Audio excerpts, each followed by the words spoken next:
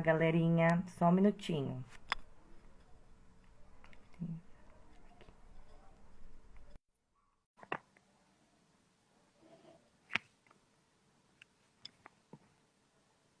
Oi. Oi, Rô. Oi, Lê. Olá. Tudo bem, Kelly? Tudo certinho? Tudo Espera certo. só um minutinho, que eu vou colocar o fone. Oi. Vamos lá? Tá me ouvindo? Tô te ouvindo, pode falar. Então, tá bom. Eu vou começar me apresentando, né? Eu sou a Eliane, eu sou a psicóloga e psicopedagoga da Cresce e eu convidei a Kelly hoje para a gente fazer essa live, porque para mim ela é uma mãe muito especial, para a gente bater um papo hoje para falar sobre o autismo, né? E eu vou deixar que você se apresente, então, Kelly. Boa tarde, eu sou a Kelly, mãe da Kiara, de 11 anos, e do Killian, de 5 anos. O Killian é uma criança muito especial, é o nosso anjinho azul, está dentro do espectro. Ainda não sei dizer qual nível, talvez um leve, mas hoje ele está dentro do espectro. Aliás, ele já está desde os 2 anos que foi confirmado. Uhum. Quem não sabe o que é o autismo, né? Então, o autismo é um transtorno do neurodesenvolvimento que afeta principalmente as relações, né, interpessoais, além de afetar também algumas questões cognitivas, também sensoriais, mas ele afeta principalmente as questões de relações, né? Eu acho que para começar, eu queria que você falasse para gente quais foram os primeiros sinais que você observou no Killian. Bom, o Killian, até 1 ano e meio, ele era um bebê assim, apesar de não falar que era uma coisa um pouco estranha, mas como ele tinha 1 ano e meio, a gente não suspeitou. Mas ele era totalmente assim, sem problema, sem sintomas nenhum. Ele até 1 ano e meio, ele dava tchau, ele sorria, ele olhava no olho, ele brincava. Nós não tínhamos suspeitas nenhuma. Aí quando ele começou com 1 ano e meio, ele começou com um sintoma muito estranho, que era bater a cabeça. Hum. Ele batia a cabeça frequentemente, principalmente com emoções mais fortes, ou raiva, ou alegria. E era uma coisa muito estranha, muito diferente, né? Como uma criança bate a cabeça. E depois ele começou a enfileirar, a empilhar, separar por cor, que eram coisas que a gente começou a achar um pouco estranho, né? Pela idade dele, como ele fazia um negócio daquele. Eram coisas muito diferentes. Da Kiara, que eu já tinha uma filha, foram coisas muito diferentes do que ela fazia. Uhum. Para explicar um pouquinho esses sinais, né? Cada criança ela apresenta um sinal, né? Então, às vezes já começa lá no início que não tem o contato visual, que não é o caso do Killian, né? Já não dá, não faz o tchau também. Existem essas coisas, essas que a gente chama de birras, mas não são birras, são desorganizações e que elas são excessivas também. Então, são vários sinais que vão se apresentando e faz os pais irem buscando o que está acontecendo com o desenvolvimento da criança. É, acho que é isso. E como que foi a sua procura, assim? Quem que você procurou primeiro, depois que vocês começaram a observar esses sinais? Primeiro nós fomos ao pediatra. Já era pediatra dele desde que nasceu. O pediatra achou muito estranho, achou que ele não tinha nada, que era uma fase que ia passar e tudo mais. Mas de acordo que os sintomas iam se agravando, nós achamos muito estranho e começamos a procurar neurologistas. Uhum, Nós levamos 4 neurologistas que afirmavam que era birra. uhum, Aquilo dali era birra, ao ponto de um neuro falar para a gente pegar e deixar ele num quarto trancado e até a birra que ele ia passar, porque aquilo dali era só uma para chamar atenção, que a birra ia passar. Aí nós deixamos ele na cozinha fazendo birra. Ele bateu tanto o nariz na geladeira que ele sangrou. E ele veio para encontrar com a gente com aquele nariz sangrando e achando engraçado. não sentindo Uhum. dor, achando muito divertido, como se nada tivesse acontecido. Isso deu aquele desespero de, poxa, não é possível uma criança que tenha todas as, seja praticamente sem sintomas nenhum, sentia que bater daquele jeito e se agredir, não sentir nada. Tinha que ter alguma coisa de normal. Aquilo não era birra. Uma criança que faz birra não se autoagride, porque ela sabe que vai doer, ela sabe que vai machucar. Isso mesmo.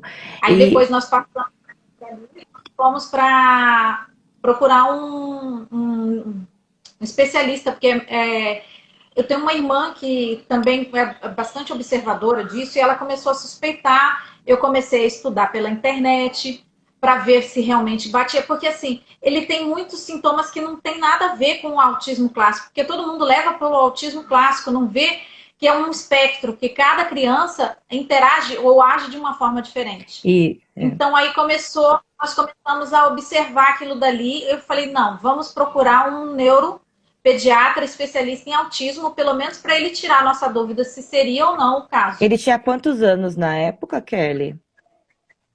Então, com 1 ano e meio, nós começamos a procurar Uhum. a, o, os neuros e os médicos. Aí nós levamos numa neuropediatra que ela já desconfiava de que seria o caso, mas como eles têm que fazer todo um protocolo de exclusão de outras síndromes, outras doenças, aí ele fez Foram 6 meses de exame. Nós ficamos 6 meses cansativos fazendo exames. Quase todos os dias em laboratório. Ele ficou estressado, a gente ficou estressado. Foi muito cansativo. Até que ela pegou e falou: não, realmente ele não tem outra síndrome e ele tem alguns sintomas que se encaixam dentro do espectro, então nós vamos fechar o diagnóstico do autismo. É, é isso que você falou é importante, né? Porque essa questão do espectro, esse novo nome que é o TEA, né? Que é o transtorno do espectro do autismo, ele veio agora em 2013 com a atualização do DSM-5, que antigamente, em 94, a nomenclatura do autismo era transtorno global do desenvolvimento, síndrome de Asperger, transtorno desintegrativo da infância, o autismo clássico, e ficava muito mais difícil de conseguir esse diagnóstico. E depois que virou o transtorno do espectro, né? Porque agora é um espectro, então são vários sinais, várias situações que você consegue avaliar, e estando dentro desse espectro e também apresentando alguma questão sensorial, agora eles conseguem avaliar e conseguem dar o diagnóstico do autismo, né? E que, infelizmente, assim, no Brasil, a média ainda do diagnóstico está de 5 anos. Mas nos Estados Unidos isso já está sendo mais rápido. Lá eles não esperam vir o diagnóstico. Dão os primeiros sinais e já começam as intervenções, né? Se for, é... se não for, tudo bem, não vai fazer mal para a criança. E se for, já conseguiu trabalhar, porque quanto mais cedo trabalhar essas crianças, mais rápido ela desenvolve as habilidades. Porque tem alguns estudos que falam que a mesma habilidade com a criança com menos de 5 anos, ela aprende em 1 mês. E uma criança de mais de 5 anos, essa habilidade, ela vai demorar quase 1 ano para aprender. Por isso que é importante o diagnóstico precoce antes dos 5 anos, por causa de toda aquela plasticidade do cérebro, essas coisas. Então, o DSM-5, que é um manual, né? Ele veio para ajudar. Ele é que nem o CID. Aqui no Brasil a gente usa o CID, né? Mas os médicos estão usando bastante. E aí graças a Deus as coisas estão evoluindo e a gente está conseguindo mais pessoas buscando mais conhecimento nessa área do autismo, né? E agora eu quero saber como que foi para você receber esse diagnóstico. Como foi para você, para o Robson, que é o pai do Killian? Então, Ilian, foi assim, nós já tínhamos grandes suspeitas de que ele pudesse estar dentro do espectro. Então, assim, eu pesquisei, eu analisei, eu falei, bom, então, assim, já que ele tá, eu tinha duas opções. Ou eu chorava e ele ficava sem tratamento, ou eu arregaçava as mangas e ia fazer o tratamento dele, entendeu? Então, eu optei por engolir o luto. Eu sei que é difícil, muitas pessoas não conseguem, mas eu tive que engolir o luto, porque ele nem falava. Ele já tinha 2 anos quase e ele nem falava. Então, eu falei assim, bom, Eu falei com o Robson, meu marido, falei, nós vamos fazer o quê? Passar isso daí, engolir o luto e vamos tratar ele. Aí comecei a correr atrás de terapia, comecei a correr atrás de medicamento, correr atrás de médicos e tudo para ele, para poder iniciar o mais rápido possível, porque eu já tinha ouvido falar, a médica já tinha comentado que quanto mais rápido iniciasse o tratamento, mais rápido ia ter as respostas. Ele já ia melhorando ao longo do tempo e tudo mais. Então, a primeira coisa que nós fizemos foi a fono. A fono começou antes dele completar 2 anos. Antes de eu ter certeza que ele estava dentro do espectro, eu já comecei a fono.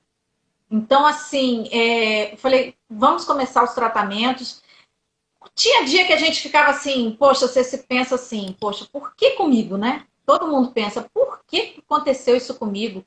Porque não tem ninguém na minha família assim, que a gente pensa assim, era hereditário, é uma coisa que poxa, passou de geração, mas não tem ninguém, por que isso aconteceu comigo? Por que isso aconteceu? Será que foi na gestação? Será que foi no céu? Não tem nada confirmado. Infelizmente, hoje em dia, não tem um parecer técnico ainda, ou médico, que ele venha de alguma causa ou consequência. São várias suposições ainda. Então, Isso. se eu ficasse meditando aquilo, ia atrapalhar e atrasar o tratamento dele. Eu falei, então, nós vamos fazer assim, nós vamos arregaçar as mangas, nós vamos começar o tratamento para que ele melhore assim o mais rápido possível. Foi assim que a gente se posicionou. Tinha dia que a gente ficava mais triste, tinha dia que dava mais alegria, mas assim você vai levando até um certo tempo. Depois, com o tempo, você entende que aquilo dali é dele, é pessoal dele, faz parte do jeitinho dele de ser. Isso. Você falou uma coisa importante, né? Porque tem bastante gente que busca da onde que vem. Hoje não tem estudos muito assim. O que falam as evidências é que tem uma pesquisa que diz que até 70% dos casos é de ordem genética, e existe uma das. Como que a gente pode falar? Um dos motivos que é mais comprovado é sobre o ácido valproico, que se a mãe usar lá na gravidez, é um remédio que é para convulsão, e se ela usar esse remédio na gravidez, é certeza que a criança nasça com dentro do espectro. Que inclusive alguns especialistas, algumas pessoas usam aplicando em ratinhos para fazer estudos, né?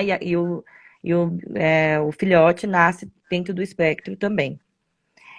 Eu queria que você falou sobre a fala. Como que foi esse desenvolvimento da fala dele? Como que era assim em um ano? O que ele falava e o que ele não falava? E o que foi eficaz para aumentar esse vocabulário dele? A fono, ele começou com mais ou menos 1 ano e meio. Então, ela era uma fono especializada também, com crianças autistas. Então, ela foi trabalhando muito uma parte bem lúdica, com bastante brincadeiras, com bastante desenhos, coisas que ele gostava, vídeos e tudo mais. E com 1 ano e meio, ele só emitia som. Ele não falava nem papá, nem mamá, nem nada. A partir de 2 anos, ele começou a emitir as primeiras palavras, papai, mamãe, com algumas dificuldades. E dali para frente foi um tiro. A palavra é essa, foi muito rápido. Ele começou a desenvolver a fala numa velocidade incrível, o vocabulário aumentou drasticamente, foi muito rápido, muito, muito bom mesmo. Realmente foi super importante ter começado a fono até antes de eu saber o diagnóstico, porque quando eu fechei o diagnóstico, a gente começou as outras terapias, ele já conseguia se comunicar precariamente, mas conseguia, porque até 1 ano e meio, para ele falar comigo, ele me pegava pela mão e me levava até o que ele queria. Uhum. Então eu tinha que adivinhar o que ele queria. Então, assim, foi muito, muito importante desenvolver. Acho que é o ponto principal do tratamento dele foi esse desenvolvimento da fala. Sim, eu lembro que quando eu comecei, até que sou psicóloga do Killian, né? Quando eu comecei a atender ele, eu lembro que ele tinha aquelas altas habilidades, que era reconhecer todas as letras, números, cores, né? O Killian, quando era pequeno, ele era apaixonado por tudo que era números, letras, cores, formas geométricas. Tudo isso daí ele era apaixonado. Então, ele desenvolveu muito rápido conhecimento. Às vezes, ele nem sabia pronunciar o que era aquilo mas ele já sabia o que era uma forma geométrica, quais eram as formas geométricas, as letras, as ordens das letras, contar até 100. Então foi muito rápido isso daí. Ele aprendeu com muita velocidade e foi uma coisa espontânea dele. Ele gostava de ver os vídeos, ele gostava de ver coisas sobre aquilo dali. Isso, né? E o brincar dele, Kelly, você falou que ele enfileirava, que ele separava, assim, como que... Brinquedo para ele não tinha função. Uhum. Nós comprávamos brinquedo e ele não dava ideia para o brinquedo. Ah, ele vai brincar de carrinho? Não, ele não brincava com carrinho. Não era interessante. O interessante era empilhar os carrinhos. O interessante era empilhar lata, o pregador, enfileirar os pregadores. O pregador tinha que ficar certinho, não podia ir um para cima, nem um para baixo. Então ele começou a trabalhar com isso, que era uma coisa que a gente achava estranho, porque ele era muito metódico naquilo. Ele ia para o meu armário, em vez de ir para a área de brincadeira dele, ele ia para o meu armário empilhar lata. As latas exatamente na ordem. Então foram coisas que a gente foi observando que tinha que trabalhar um pouquinho, porque ele não brincava com a irmã, ele não brincava com a gente, ele não participava das brincadeiras. Ele entrou na escola com 8 meses. E as professoras falavam que ele participava, mas ele não participava. Ele ficava junto das crianças. Ele nunca participou com as crianças da brincadeira. Ele ficava ao lado das crianças, mas dentro, digamos assim, do mundo dele, né? Sim. Sempre sem interação com as outras crianças. Depois que ele começou a terapia ocupacional, que começou aquele trabalho de como que é o brincar, vamos brincar, com quem nós vamos brincar, a sua vez, a minha vez, o brinquedo serve para isso, para aquilo. E aí é que ele começou a aprender a brincar. Vou te dizer que assim, ele melhorou bastante, mas ainda não está 100%. Ele vai fazer 6 anos mês que vem e ainda tem algumas dificuldades no brincar. Sim. Ele desenvolveu bastante. Eu lembro que ele gostava bastante de jogar os objetos, guardar os objetos e fazia esse processo várias vezes. Até que nos atendimentos eu também trabalhei essa questão de criar, com aquela brincadeira que ele gostava, eu criei situações, por exemplo, ele guardava tudo no carrinho, aí eu fazia que ele levava lá para a praia. Para onde a gente vai? Para a praia. A gente passava, ia jogar tudo, levava lá para a praia e jogava. Então, essas questões de que eles gostam de enfileirar essas coisas, a gente começava a dar uma função diferente a partir daquilo que eles gostam.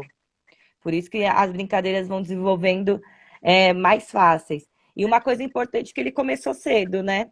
Então, acredito que isso também foi importante para o desenvolvimento dele. Eu queria que você... Pode falar. Oi, Lina. O Romelo está perguntando aí sobre brincar também, quais as dificuldades que ele apresentou, ou que ele apresenta. Por exemplo, ele vai brincar com uma criança, ele é muito impaciente. Então, por exemplo, brincadeiras em grupo. Ele não quer esperar a vez dele, ele tem muita frustração, ele não quer perder, ele quer fazer sempre no tempo dele. Ah, mas isso é normal de outras crianças, mas o dele, digamos assim, que é um pouco acentuado. Então, por exemplo, às vezes ele vai brincar e já aconteceu isso na escola. Ele estava brincando com um colega com o mesmo brinquedo. E o colega pegou e não quis emprestar. Ele pegou outro brinquedo e acertou na cabeça do menino, entendeu? Porque ele não conseguiu controlar a frustração dele de que o colega não pudesse emprestar o brinquedo ou dividir ou brincar com ele. Já teve outro caso também de que os coleguinhas não queriam brincar com ele. Porque, como toda criança, principalmente de autismo, ele já sofreu bullying das crianças não quererem participar da brincadeira, porque ele é diferente, porque ele é estranho. Nós já ouvimos isso, né?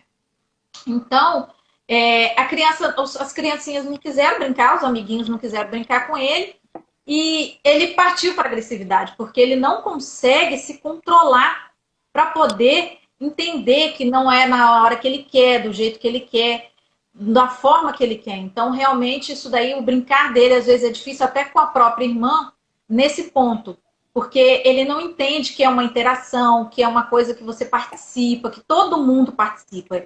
Ele fica meio focado nele e esquece de perceber que todos têm que participar da brincadeira. Ele tem dificuldade também de aceitar as regras também, né? Durante os jogos. Bem, Então é uma coisa que eu é a regra dele. é a Não regra dele. Então, aos pouquinhos, a gente vai fazendo esse manejo. Uma hora a gente, não, vamos combinar. Com o Killian funciona muito combinados.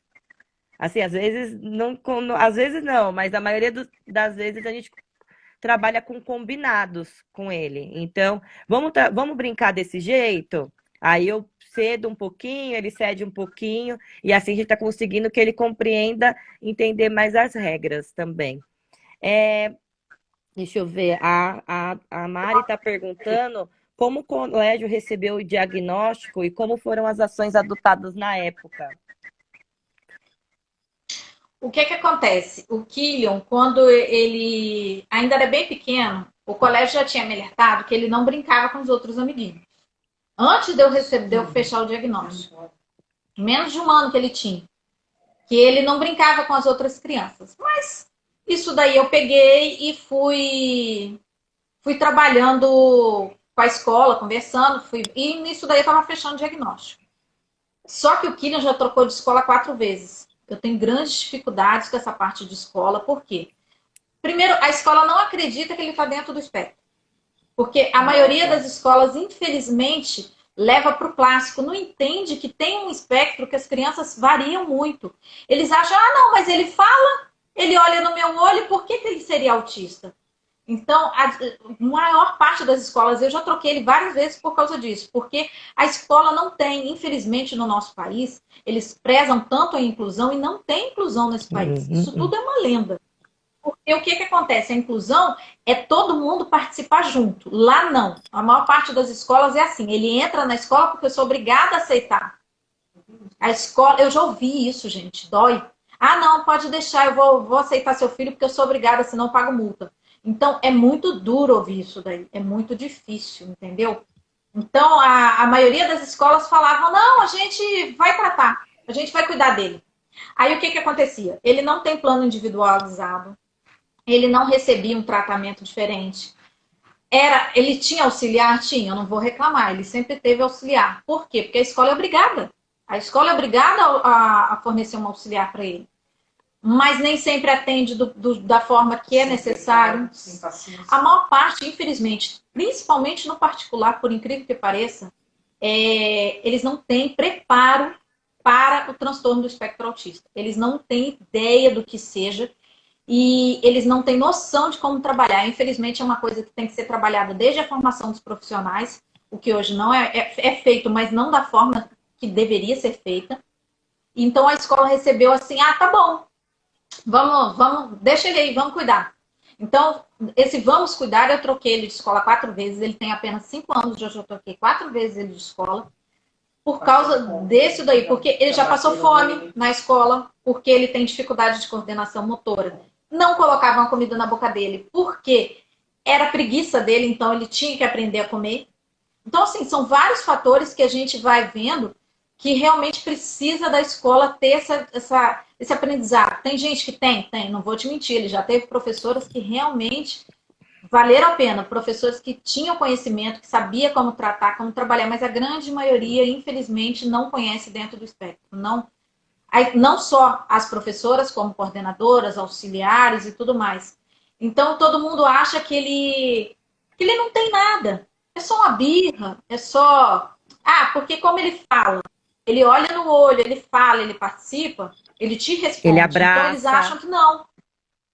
Ele abraça, ele beija, ele é super carinhoso. Ele, pelo contrário, ele tem até um problema sensorial de tátil, ele gosta de contato. Então, isso daí, na cabeça da maioria dos profissionais, é estranho. Não, isso é birra.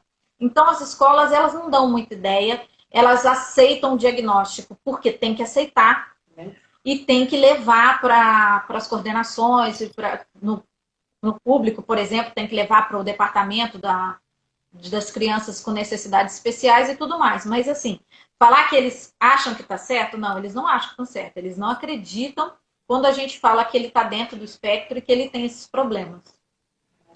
Uma das coisas também importante falar, né, Kelly, que muita coisa ele já desenvolveu, muitas habilidades ele já desenvolveu. Então, aqueles sinais que ele tinha, da atraso da fala, de sequenciar os objetos, ter o sensorial também um pouco mais desorganizado, né, vamos dizer assim, a gente foi trabalhando, ele foi desenvolvendo, e você também, o Robson, que são pais muito observadores, que estão ali sempre trabalhando com ele todos os dias, né? E às vezes passa que ele não está dentro do espectro porque ele foi muito trabalhado, né? Ele já está num bom desenvolvimento. Por isso que a gente bate na tecla de novo, que é importante trabalhar essas habilidades precocemente para que quando chegue na idade mais avançada, as características diminuam e até desapareçam mesmo.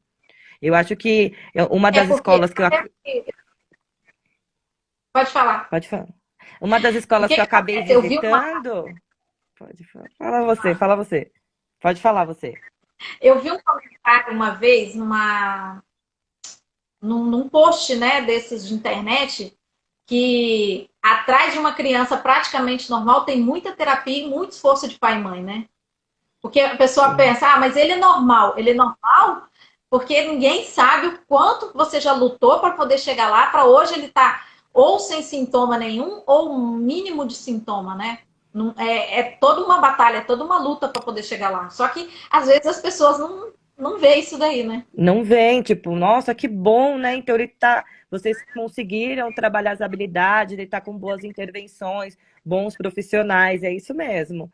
A gente teve que explicar, foi eu e uma outra profissional também que atendi o Killian, teve que explicar como ele era e como ele está, como que a gente está trabalhando para alcançar tudo isso, desenvolver tudo isso, e vocês também, pais, que são maravilhosos e são essenciais nesse processo de desenvolvimento.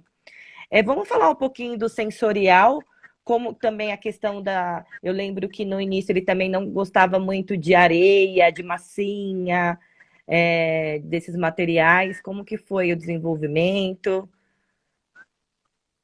Então, o sensorial dele ainda continua. Eu acho que é uma das partes hoje em dia que o Killian ainda está com um déficit um pouquinho maior ainda. Porque, por exemplo, como eu expliquei, ele gosta muito de toque, que já é uma parte sensorial dele.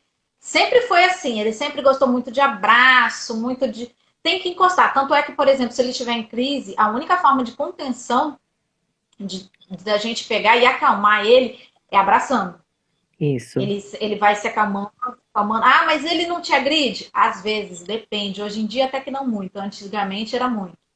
Mas você tem que conter. Outra coisa, tinta. Ele vai brincar com tinta. Tinta, o que ele faz? Ele pega a mãozinha que sujou de tinta e fica esfregando na roupa assim para poder limpar. Aí, mas ele consegue fazer atividade? Não, porque ele está tão incomodado com aquela tinta na mão dele que ele não consegue. Então ele quer limpar. A areia hoje em dia até que ele brinca melhor, mas também não é muito fã. Por exemplo, textura. Agora ele está numa fase de textura de comida. Ah, poxa, legume, pô, tá grande. Aí você tem que amassar, às vezes, o legume. Então, assim, são várias partes sensoriais que realmente está afetando muito nele. Noção de espaço, que ele não tem noção de espaço. Ele atropela todo mundo, sai. Então, assim, o sensorial dele está bem complicado ainda. É uma parte que tem que ser bastante trabalhada ainda. E aí puxando sardinha sobre a importância da integração sensorial, que é uma ciência muito linda, que eu sou apaixonada também. E essa questão que você falou dessa contenção é a questão que a gente chama de disfunção na propriocepção, né? Então, ele fica mais organizado quando ele recebe esse aperto mais forte. E é eficaz mesmo. Estipulação sensório-motora. Obrigada, Rodrigo. E aí é uma. É eficaz. Quando eu vejo que ele já está começando a desorganizar, eu já pego, abraço ele, seguro assim, e ele já volta. Eu falo, calma, vamos de novo, vamos começar. E isso eu descobri com você e com o Robson. Eu fico, hoje que eu estou estudando muito mais, eu vejo que os pais são essenciais e eles que trazem as maiores respostas de toda a intervenção. E uma coisa que eu ouvia muito lá atrás é que os pais não eram tão escutados. E eu acho que isso é muito importante falar, que os pais precisam ser escutados, porque eles trazem assim as respostas de como desenvolver as habilidades e fazer as intervenções que já ajuda quase na metade da investigação. Então, eu queria que você falasse dessa importância também, Kelly, de vocês terem buscado, estudado e como que isso está sendo importante no desenvolvimento do Killian. Quando nós descobrimos o diagnóstico dele... Ixi. Peraí, acho que a Kelly caiu. Deixa eu chamar ela de novo.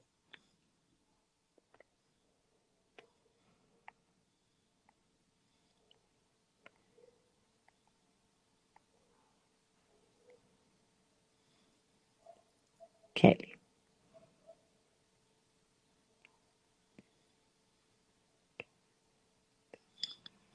Pronto.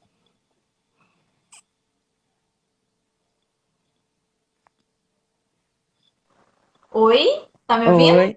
Tô te ouvindo, mas ainda não tô te vendo. Também não tô te vendo, aqui caiu. Tô te vendo, mas eu não estou me vendo.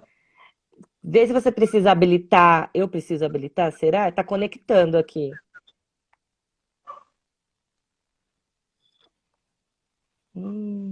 Caiu, vamos ver.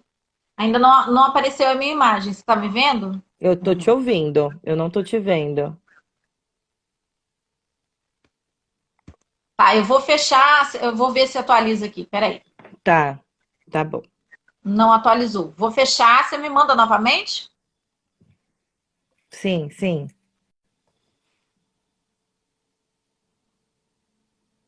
Peraí, deixa eu ver aqui.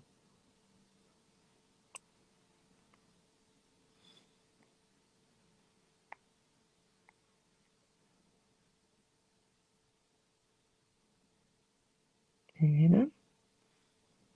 Pronto. Visualizar. Kelly. Pronto.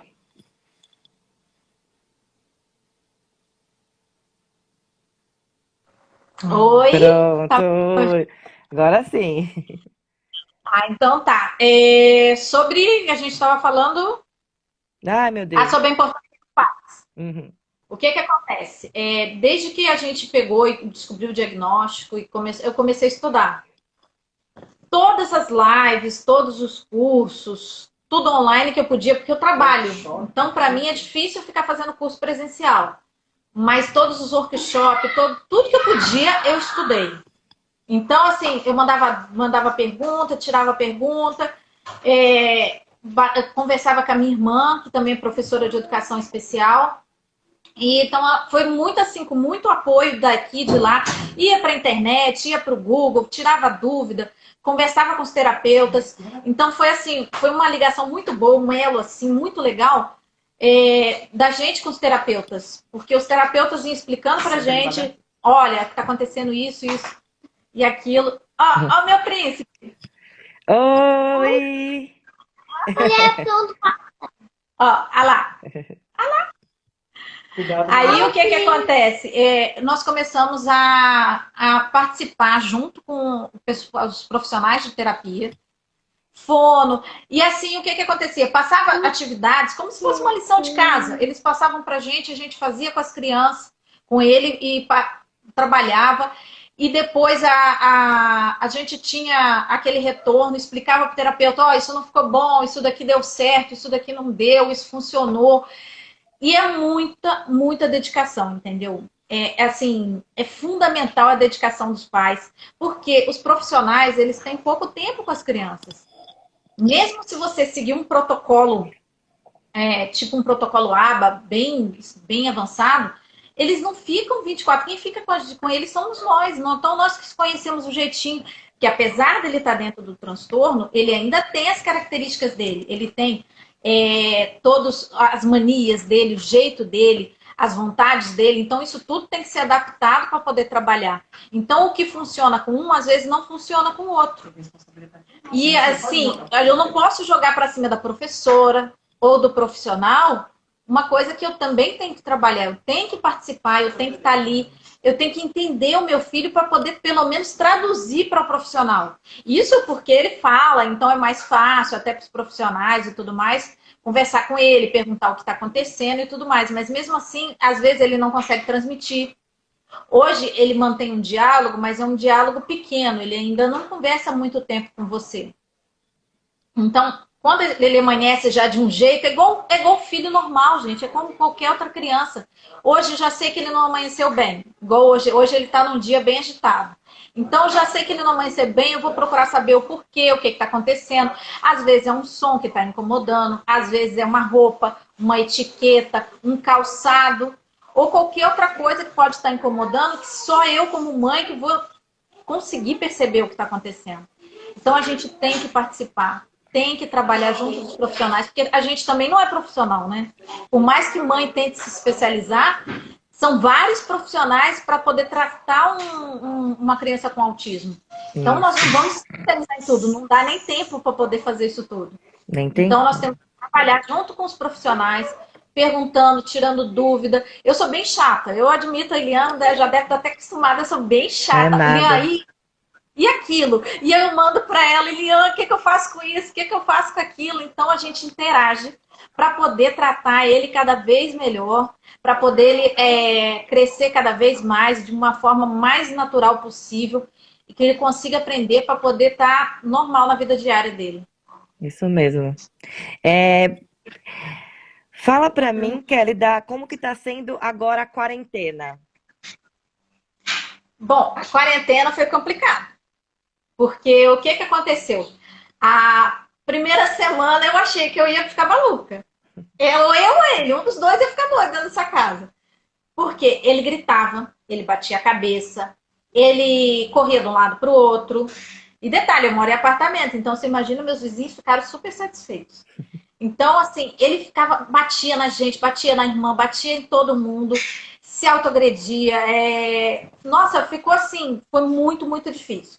Aí eu fui explicando para ele que a gente não podia sair, que por causa do corona, que a gente podia ficar doente, que não era legal ficar no hospital. Assim, aceitar ele não aceitou, né? Teve que aceitar, não teve jeito. Mas também não tá fácil para ninguém, né? Não, não. Pra gente nem pra ele, né? Então, assim, foi muito difícil o começo. Ele ficou muito agitado. A fuga da rotina é um grande problema para o autista. Então, assim, ele tem que estar sempre em dia com as obrigações dele. Aí eu vou levantar, vou tomar café, vou estudar, tudo tem que estar na perfeita ordem. Por exemplo, quando eu pego com o Killian e vou para a escola, digamos que tem um trânsito na rua que eu passo. Eu tenho que desviar por outra rua. Pronto, aquilo dali já é um motivo de crise. Ele grita, ele chuta dentro do carro, ele se debate. Por quê? Não passou no lugar que tem que passar todo dia. Não é a rotina dele, não é o costume dele. Então, a quarentena foi difícil, essa quebra da rotina. Mas o que aconteceu? Como tudo na vida, né? A gente vai se adaptando. Sim. E aí, a fuga da rotina virou a rotina. Então, ele passou a ficar dentro da rotina da quarentena. E hoje, ele está bem adaptado dentro da rotina da quarentena. Ah, ele pede para sair? Pede. A gente pede, a gente quer sair, imagina ele. Ele pede. Ele quer ir no shopping, ele quer ir no parquinho. Então, ele quer sair. Mas ele já começou a entender a nova rotina dele, como funciona e como ele participa dia a dia daquilo dali. Ele ainda pergunta, mamãe, posso ir para a rua hoje? Quase todo dia ele pergunta. Mas hoje ele está mais calmo e consegue lidar melhor com essa situação. Quando você fala para ele que não pode ir para a rua, como que ele está reagindo hoje? É assim, depende do dia, né? Tem dia que ele tá mais calmo, aí ele fica bravo. Ele fica muito bravo, porque ele não aceita, sabe? Ele falou que ele vai arrumar um caça-vírus para poder colocar nas ruas, para poder acabar com todos os vírus para ele poder sair. Sim. Então, assim, tem dia que ele leva na brincadeira, que ele vai arrumar um caça-vírus, que ele vai lavar. Ele perguntou como é que mata o vírus. Aí eu falei, com bastante água e sabão. Eu falei, mamãe, vamos lá sair para lavar a rua? Ele quer lavar a rua para poder sair. Então tem dia que ele leva até que bem. Tem dia que ele está mais agitado e às vezes isso daí se torna uma crise. Aí nós voltamos no outro ponto da contenção. Se ele entrar na crise, a gente tem que abraçar, conter ele, tirar o foco para depois ele se acalmar e fazer outra coisa. Isso mesmo. Esse manejo que você está falando é um manejo muito especial, que é muito utilizado para tentar que a criança não entre na crise, né? porque o importante é que fazer isso antes que ela chegue no pico. Para que quando chega no pico, tem vezes que a criança fica horas nesse choro, nessa birra, nessa desorganização. Então, esse manejo que vocês fazem de tirar o foco, de fazer esse abraço antes que chegue no pico, é um fator muito especial para tentar que não chegue naquela crise, né? É isso daí que já entra mais pai e mãe de novo. Porque como a mãe já vive todo dia, já sabe como vai começar a crise. Isso. E geralmente a gente vai aprendendo o porquê da crise, o que causou, o gatilho. Aí você pega e tira o foco. Não tem outra forma, infelizmente, é assim, é tirar o foco. Ah, vamos ver aquilo, vamos ver outra coisa. Tira atenção para aquilo dali. Isso mesmo. Mas para ele não entrar, porque às vezes uma crise pode durar horas. E isso daí é desgastante para a gente e é desgastante para ele. Para ele. Então, o que a gente faz? A gente tira o foco. Não deu certo, entrou na crise. No meu caso aqui é a contenção. A gente abraça, conversa com ele até ele acalmar. Às vezes o sensorial também. Se ele estiver muito em crise, eu tenho uma outra dica que funciona bem com o Kira. Como ele tem problema sensorial, eu pego uma bolinha de pelúcia que ele tem e faço carinho nas costas, abraçando ele, fazendo carinho nas costas dele. Porque como ele trabalha esse sensorial, então ele acalma. É uma outra forma. Mas isso daí varia de criança para criança, né? Isso que você falou é muito importante. Essa investigação para saber qual que é o gatilho, qual foi o foco, porque sabendo o que é, e o que a gente chama das 5 funções, né? Que é para chamar atenção, é fuga esquiva, é para obter alguma coisa, é uma autoestimulação, estereotipia. Aí você descobrindo o que é, né? Você consegue tirar esse foco e fazer o manejo mais adequado. Por isso que é importante investigar, descobrir o que é, até mesmo para isso mesmo, não entrar na crise e não chegar naquela desorganização que fica horas e horas. O Rodrigo está perguntando o que vocês esperam do Killian futuramente? Eu espero que ele seja feliz. É isso que eu espero. Que ele seja feliz, que ele consiga ter a autonomia dele para poder ele ter a vida dele normal, ele conseguir participar de uma forma melhor desse mundo maluco que a gente vive. Hoje em dia, se já é maluco para a gente, imagina para ele. Então, o que eu espero é isso daí, que ele consiga entrar de uma forma menos dolorosa para ele na sociedade. E eu sei que vai ser difícil, eu sei que vai ter muitos... Ou vai ser bastante complicado, eu sei que não vai ser fácil. Mas o que eu quero é que ele seja feliz. Porque assim, ele é uma criança super feliz. Vocês não fazem ideia de como ele é alegre. Ele sempre foi alegre. Quando ele era bebê, ele era chamado de bebê risonho. Porque ele só é sorriso, risadinha. Ele só vivia. E hoje em dia, apesar de todas as dificuldades, ele ainda continua rindo. E é isso que eu quero. Eu quero que ele seja feliz. Eu quero que ele participe, que ele consiga as coisas que ele tem vontade. Conquiste os sonhos dele, entendeu? E é para isso que eu batalho todo dia, para poder ele ter essa autonomia, conseguir levar a vida dele. Porque, infelizmente, a gente não é para sempre. Eles precisam trabalhar essa parte do dia a dia, de como vai crescer, de como vai participar. Ele vai ter que viver na sociedade. Não adianta eu tentar criar ele dentro de uma bolha. A bolha não vai existir para sempre. Então, a gente participa disso daí para ele crescer. É isso que eu quero. Eu quero que ele cresça. Não quero que ele cresça muito como... Claro que ele vai ficar grandão, né? Sim, mas não cresça como pessoa, que ele seja feliz e que ele faça as conquistas dele no futuro. Ai, que lindo. Amei.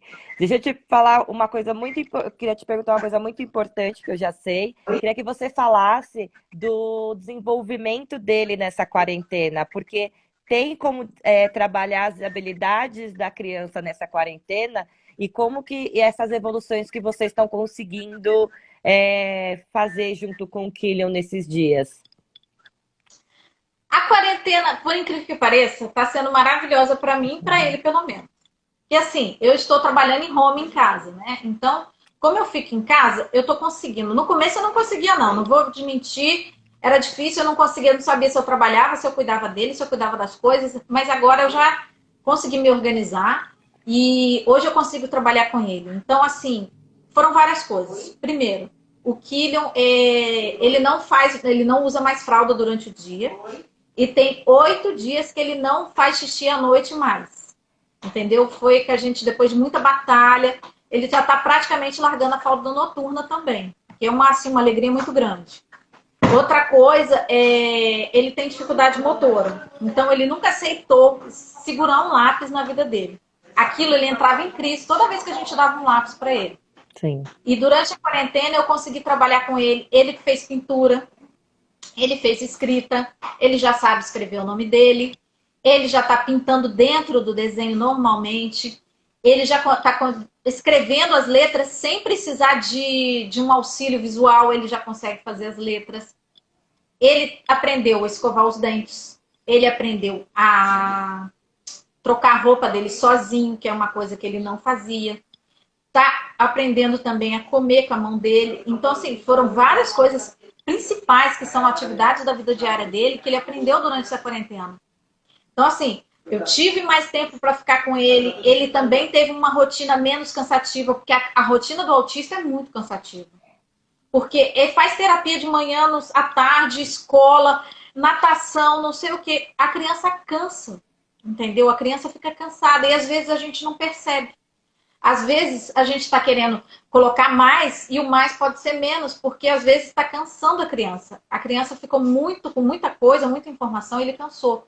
Então eu não sei se foi isso ou não. Durante a quarentena nós conseguimos organizar melhor a cabecinha dele e ele conseguiu acompanhar isso daí e ele aprendeu muito bem. Eu estou muito feliz, principalmente com a fralda, que foi assim uma luta. Eu tento desfraldar o Quílio desde 1 ano e meio. Então, para quem tá acompanhando e pensa assim, ah, meu filho nunca vai sair da fralda. Calma. Só que tem uma coisa, não fique desesperada. Não, eu vou fazer até ir. Não, uma hora vai. Tem que ter paciência, não pode desistir. Tem que pensar que uma hora vai acontecer, você vai conseguir, vai chegar lá. Vai demorar? Vai demorar. É lento, o processo é muito lento, mas a gente chega lá. Então foram muitas conquistas durante a quarentena agora, que foi assim, maravilhoso. Foi muito bom mesmo. Ele tá bem, ele tá feliz, porque hoje em dia, igual, por exemplo, eu peço para ele trocar roupa, eu já falo, você que precisa de ajuda? Não, mamãe, eu sei fazer sozinho. Ele fica todo feliz que ele consegue fazer. Sim. Então, eles se sentem frustrados também quando ele não consegue fazer alguma coisa. E essa frustração é pior, porque igual o caso do Kylian, ele não sabe lidar com a frustração. Então, por exemplo, se você põe uma atividade para ele fazer, ele fica frustrado, aí ele põe na cabeça dele que aquilo não vai dar certo, aí é que ele não quer fazer mesmo. Então, quando ele vê que ele consegue, que ele chega lá, que ele tem condições também de chegar lá e de conquistar aquilo, ele fica muito feliz. Então, essa quarentena foi muito produtiva mesmo, foi excelente para mim, para ele Isso também. mesmo. Isso mesmo. E então, para a gente encerrar um pouquinho, eu queria que você falasse as maiores conquistas e os maiores obstáculos que vocês tiveram. Assim, os maiores obstáculos, eu acho que é o custo e o cansaço das terapias. É cansativo. Tem dia que você pensa, não, eu não vou fazer isso mais, eu não aguento.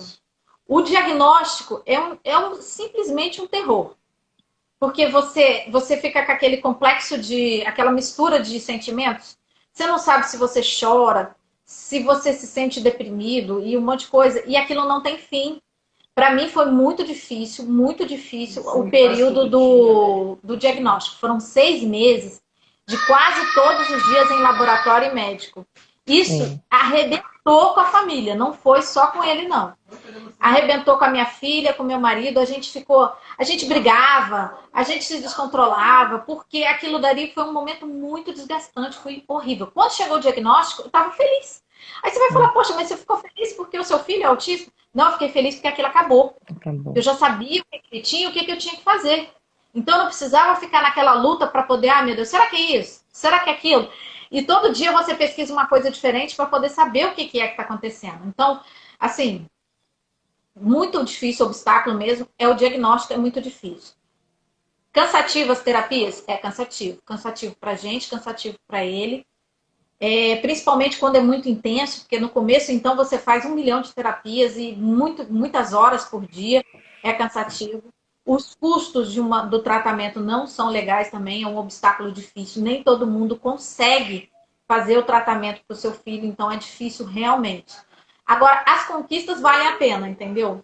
Você passa por isso tudo, mas quando você consegue, caramba, eu consegui! Igual, por exemplo, assim, dois pontos super assim, importantes que eu achei foi conseguir fazer ele falar. Eu tinha medo que ele não falasse. E foi muito rápido, então, assim, foi uma alegria muito grande quando ele falou a primeira palavra. Outra coisa foi a fralda. A fralda, para mim, era um transtorno muito difícil, era muito desgastante, porque ele tem alergia e ele não aceitava trocar fralda. Então, você imagina a guerra toda vez que eu ia trocar uma fralda. Aquilo desgastava a gente, desgastava ele. Então, foram coisas assim maravilhosas. Ele pegar e abraçar a gente, ele pegar e participar com a gente das coisas, ele brincar, ele joga com a gente. Hoje ele joga, você pega jogo de tabuleiro, essas coisas, Ele ele quer joga. participar.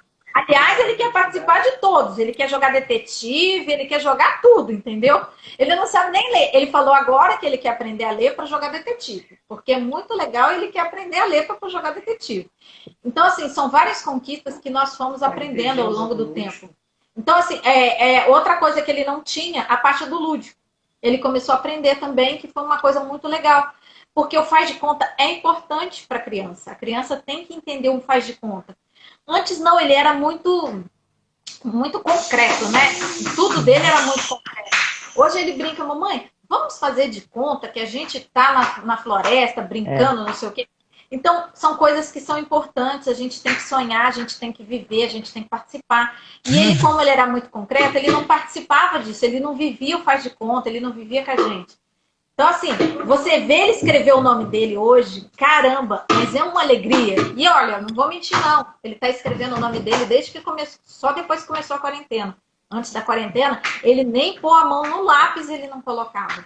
Então, poxa, é uma coisa maravilhosa ele saber o nome dele. Sim. Entendeu? Ele saber quem ele é, de quem que ele é filho. Então, é uma coisa assim, foi maravilhoso. São pontos assim que vale a pena todos os obstáculos que você enfrenta para poder chegar nessa parte e você ver, caramba, como meu filho cresceu. Sim. Então, eu só vou completar o que eu vi de várias frases aqui, que você é uma mãe maravilhosa. Lógico, vocês são uma família maravilhosa, você, o Robson, a Kiara e o Killian, que eu sou apaixonada por ele é um menino encantador, né? Então eu quero agradecer muito, muito, muito por você aceitar fazer essa live comigo. E o Rodrigo está pedindo para você mandar uma mensagem para as mães, para a gente encerrar agora. Qual a mensagem de você para as Bom, mães? as mensagens que eu dou para Para as as mães. famílias. Dia que é difícil. Eu sei que tem dia que é difícil. Tem dia que dá vontade de desistir, tem dia que dá vontade de fugir, tem dia que dá vontade de chorar. Mas só que assim, não adianta. Isso não vai resolver, entendeu? O que resolve? A gente arregaçar as mangas e correr atrás. Ah, mas tem dia que eu choro, chora. Se você tem vontade de chorar, chora. Entendeu? Você chora, seca as lágrimas, vira as costas. O que eu preciso para ajudar meu filho? Vamos lá, vamos correr atrás. Não desiste nunca. Corre atrás, participa, pesquisa na internet. É igual o médico fala, mas poxa, o Google não me ajuda. O Google já me ajudou muito, entendeu? Não vou mentir não que o Google já me ajudou muito. Eu já corri atrás, por exemplo, hoje, eu não sou professora, mas hoje eu vou lá, procuro atividade para o meu filho. O que vai ser melhor para ele? Será que isso vai ser bom? Será que não vai ser? Eu converso com a Eliane, eu converso com a minha irmã. Então a gente vai discutindo o que vai ser melhor para ele, o que nós vamos trabalhar, que tipo de brincadeira, como que vai ser isso. Tem que ser efetivamente ali o dia inteiro. Tem que ser muito mãe, sabe? É muito mais do que mãe. Uma mãe de uma criança dentro do espectro, ela é muito mais do que mãe, entendeu? Ela trabalha o tempo todo. Agora, o apoio da família é importante. Também é importante. Pai, mãe, vovó, todo mundo participando, os irmãos. Porque o que adianta? Não adianta você pegar e você tá ali trabalhando e dentro da sua própria família as pessoas não participam, não interagem. Não, deixa ele ali, quando ele crescer ele aprende. Não, todo mundo participa, todo mundo trabalha junto, todo mundo tem que ser unido, todo mundo cresce junto com ele, entendeu? Você cresce. Eu cresci muito, muito. Depois que o Killian sempre foi uma criança assim, deu muito trabalho. Ele, quando era bebê, ele chorava muito. E eram várias coisas que eu não entendia, que depois, com o tempo, você vai começando a entender por que aconteceu. Então, assim, você cresce. Cresce muito, entendeu? Não desista. Continue. Lutem pelos seus filhos. Vocês vão ver o orgulho que vai ser depois. Não só seu, como deles. De chegar para você, falar mamãe, dele te Uhum. abraçar, dele participar da família, dele participar de todo mundo, dele curtir junto com todo mundo aquela alegria dele se sentir filho, dele se sentir parte da família, dele se sentir mamãe, sou eu, estou aqui e quero participar com você. Então, é muito importante. Não desistam nunca, Uhum. batalhem, estudem e cresçam junto com eles. Então, para encerrar aqui, Kelly, só para completar o que o Robson, que é o pai, escreveu, e se for o pai, acredite no potencial do seu filho, incentive seu desenvolvimento e apoie sempre sua esposa para juntos superar as dificuldades. E Eli Mendes gostaria de saber se há alguma maneira de mamãe assistir essa live. Ela vai ficar gravada 24 horas aqui no Instagram da Cresce. Tá bom? A gente vai ter que encerrar, senão vai desligar, eu não consigo salvar depois. Mas eu agradeço, viu, Kelly? Muito obrigada. E, de novo, parabéns pela família e pelos filhos. E obrigada, tá bom? Ah, eu Então que vai ficar. agradeço a participação. Obrigada por vocês, obrigada por contar um pouquinho da nossa experiência, da nossa história, que sirva de exemplo, que ajude para vocês crescerem também do jeito que eu estou crescendo com o meu pequeno. Tá bom, gente. Obrigada, viu? Uma boa Obrigada, noite tchau, para vocês. Tchau, tchau. tchau.